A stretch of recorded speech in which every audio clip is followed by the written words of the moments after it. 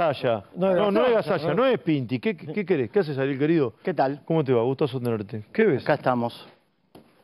¿Es una bomba? Bueno, ¿Es un te show? voy a dar mi opinión particular Sí. y también como asesor del presidente hace poquito. Argentina vivió escenas venezolanas pocas semanas antes de las elecciones. Nos quedamos sin nafta en un país que produce petróleo. Qué bueno lo que estás contando. Nos quedamos sin aceite muchas veces De verdad. en un país que exporta aceite derivado de la soja. Nuestra principal exportación de soja es el aceite que se hace de soja, Sí. por ejemplo. Pellet se llama, ¿no? Nos quedamos sin neumáticos, de tal manera que había que buscar los neumáticos en algún momento a la frontera. Sí, en Uruguay. Y la devaluación y caída Y sin carne también, por momentos, ¿o no? también en un país que la produce. Entonces, tenemos una economía con incentivos perversos que nos ha llevado a esto. Entre ellos el pequeño ejemplo, pero que abarca mucha gente, de los inquilinos y los dueños de departamentos sujetos a una ley de alquileres imposible de aplicar, que hay que derogar urgente. Es una economía sin sentido común, basada en Venezuela y ni siquiera, como dijo antes Miguel Boyano, porque se regularizó la circulación del dólar y quiero recordar a la gente que ya no hay impresión de billetes en Venezuela. ¿Por qué? Es una Argentina, Sí. con el gobierno que se fue, es una economía sin sentido común. Buenísimo. Sí, arcaica, anacrónica, de la edad de piedra. Una simplificación. En un país que exporta, Claro. y no solo productos agropecuarios, sino servicios basados en conocimiento, que era el tercer exportador, el tercer rubro de exportación que se eliminó luego de la reunión de Marco Galperín en Olivos al poco tiempo de asumir Alberto Fernández por los que están en conocimiento de causa de la derogación de la ley de conocimiento. Bueno, mirá, ¿Qué tenés? perdón que te traje material, No ¿sí? pasa Y nada. si puedo hacer las fotos, ojalá esté de las fotos. ¿Qué es eso? Lo que hay que evitar Para. es esto. Sí. Lo que hay que evitar es eso. O sea, la ¿Qué alternativa. es esto? ¿Son los bolívares esto? Esto, pocos meses, ¿sabés? Porque Ahora son bolívares, ¿no? son bolívares, pero si podemos ver otras fotos también, te traje el ejemplo de la hiperinflación alemana. La hiperinflación alemana fue así. Esperá que no veo nada. Esto es la... Enero eso es hiperinflación alemana, ¿sí? Eso equivalía a un paquete de cigarrillos. Post Primera Guerra Mundial. Post Primera Guerra Mundial, nace la Pará, democracia, buenísimo. Lo anterior es un paquete de cigarrillos. un paquete de cigarrillos, Un paquete de cigarrillos. el señor en carretilla yendo al supermercado, y el siguiente es más duro, si es que está, digamos, gente de traje y corbata, empleados públicos, profesionales, mangueando guita en la calle y llevando lo poco que tienen para comprar. O sea, Milei hoy hizo un anuncio para evitar esto. Exacto. Qué bien. Por no aplicar la naciente democracia alemana y comerse el costo político que se va a comer el señor presidente, pero por suerte ministro de Economía, porque quiero recordar que este es el primer ministro de Economía que escuchamos dando un discurso de este calibre, malo, porque no está bueno lo que dijo, que no hay más remedio que hacer este plan. Más que plan, yo diría, lo que acaba de anunciar es una emergencia económica. Anunció una emergencia económica. Él dijo paquete de emergencia económica. Desde Caballo a la fecha, porque ni la Baña lo hizo. Un poco remedicó. Entonces, mirá, en junio del 22 había un billete de 10.000 marcos. Ya hacía rato que Alemania estaba, ¿sí? Bueno, mirá, un año después. No, pocos meses después, discúlpame. No, sí, un año después. 8 meses después, septiembre de 23, 9 meses, mirá esto, 50 millones de marcos. Esto era 10.000 marcos. 50 millones de marcos era el billete mínimo, uno de esos. Ariel, ponelo junto. Ponelo junto. Sí, pero no terminó la explicación, ¿eh? El reverso del de 10.000 estaba impreso. El de 50 millones de marcos, que es uno de esos, no se llegaba a imprimir. Qué bárbaro. No es 15.000% que dijo el presidente, me permito corregirlo. es 1,5 millones lo que tuvo Alemania, Hungría después de una guerra mundial. Entonces, conceptualmente, no en la magnitud, esto es parecido. ¿Sabés qué, Leo? No traje el libro. Adam Ferguson, de la década del 70, El mundo en inflación de vuelta por la crisis petrolera, se pone de moda estudiar las hiperinflaciones después de la Primera Guerra. Empiezo a releer cuando muere el dinero, ¿sí? ¿Sabés qué dice? ¿Qué dice? Alemania entró en cepo cambiario, la brecha cambiaria superaba el 100%.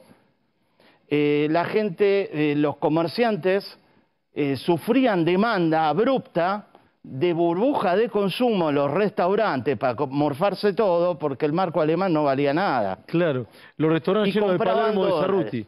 Los restaurantes llenos de Cerruti. Los teatros había dicho Cerruti, ¿no? Sí. Sí, pero Gómez, perdona, estoy dando historia económica de clase, mira qué duro me doy.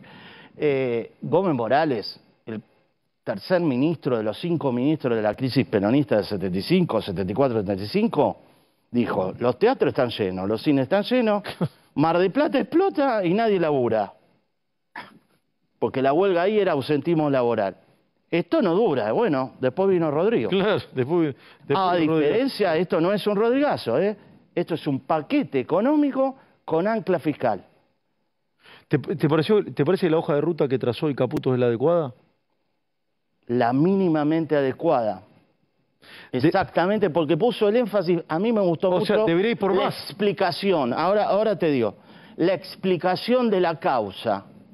Sí, fue muy Nos claro. pasamos 20 años de biribiri Sí, diciendo de que la emisión monetaria no causaba inflación. Pero la causa de la emisión monetaria es el déficit fiscal.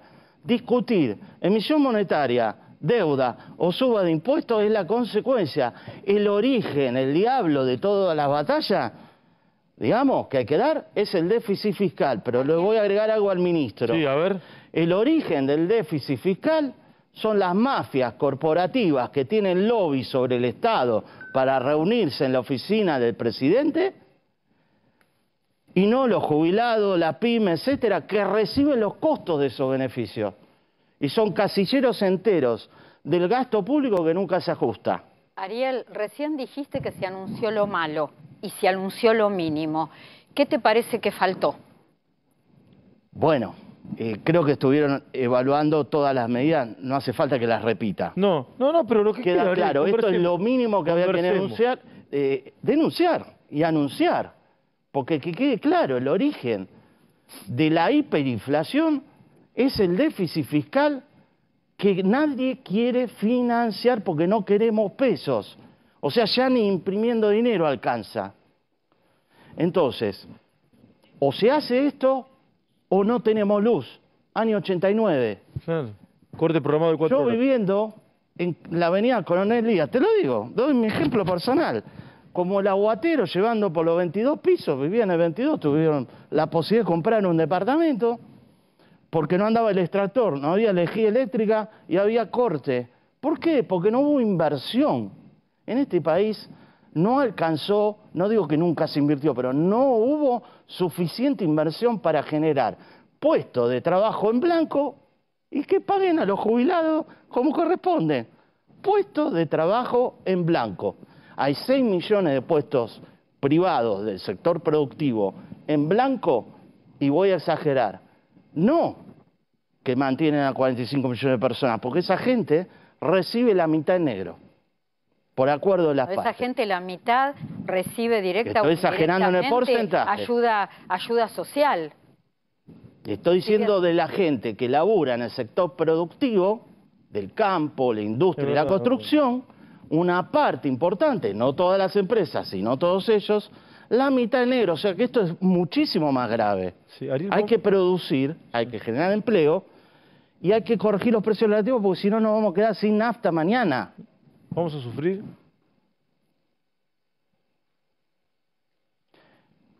Esa pregunta, otra vez te lo voy a decir desde la calle. Dale. En la esquina de casa, en pleno Palmos Ojo, en las 3 de las 4 esquinas vive gente, en un colchón. Estamos sufriendo igual. Totalmente. Totalmente. Tocará a más gente, quizás a otra gente, no lo sé.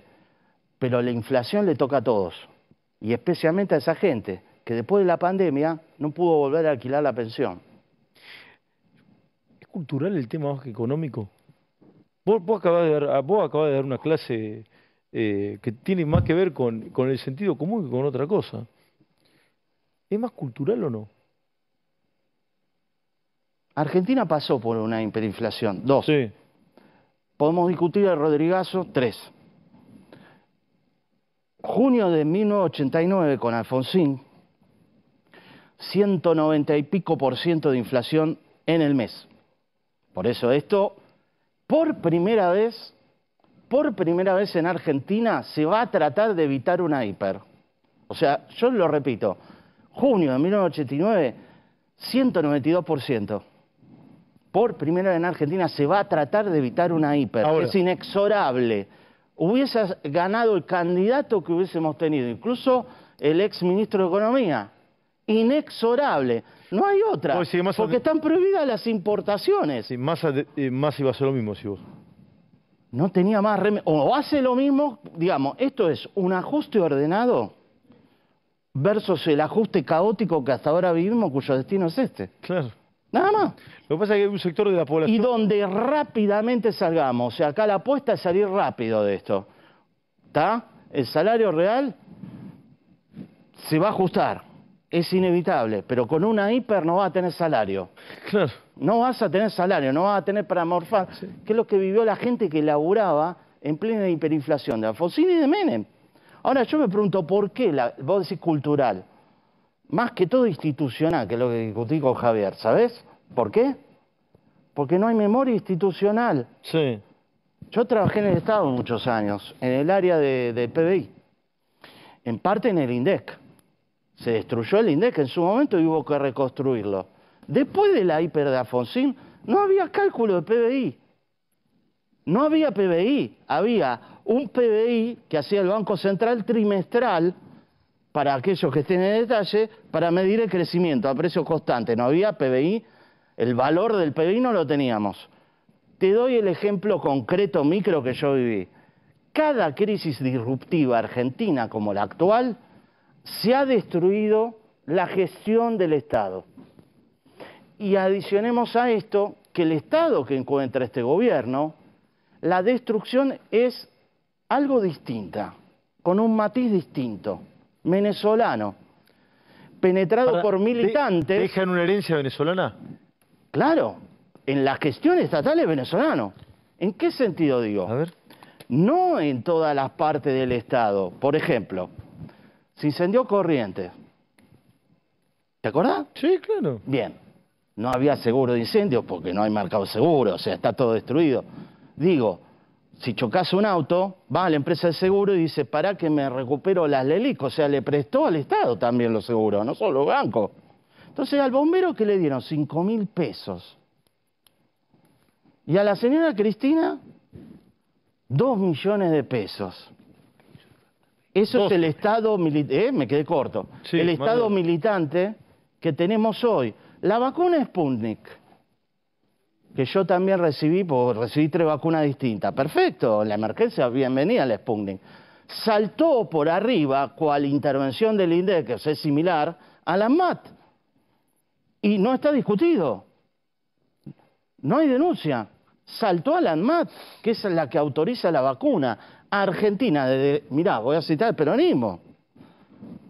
Desde Ramón Carrillo y antes, a la fecha, la tradición es recibir latinoamericanos en Argentina para vacunarse. En plena pandemia tuvimos un problema de aprobar una vacuna por el procedimiento estándar. Sí, por último, Ariel, ¿cuánto crees que es el proceso de salida? Sí. Del proceso de salida de esta crisis. Bueno, primero hay que explicar sí. Del proceso de salida de esta crisis. Bueno, primero hay que explicar que tienen que ver con el precio de la nafta igual que el de la Coca-Cola, como le pasó a Venezuela.